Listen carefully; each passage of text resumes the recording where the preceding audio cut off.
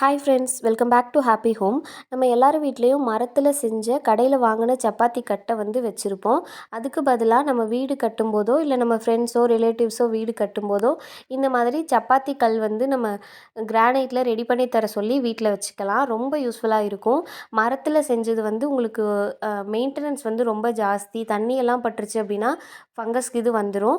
அதுக்கு பதிலாக இந்த மாதிரி வந்து ரெடி பண்ணி வச்சுக்கிட்டோம் அப்படின்னா ரொம்ப யூஸ்ஃபுல்லாக இருக்கும். மெயின்டெனன்ஸும் ரொம்ப நம்ம ஈஸியாக வாஷ் பண்ணி க்ளீன் பண்ணுற மாதிரி ரொம்ப யூஸ்ஃபுல்லாக இருக்கும்.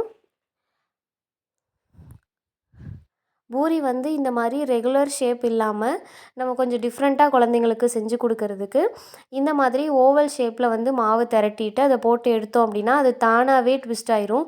தானாகவே வந்து மாவு திரும்பும். அதை குழந்தைங்களுக்கு காமிச்சு மேஜிக் பூரி அப்படின்னு சொல்லி கொடுத்தோம் அப்படின்னா ரொம்ப விரும்பி சாப்பிடுவாங்க.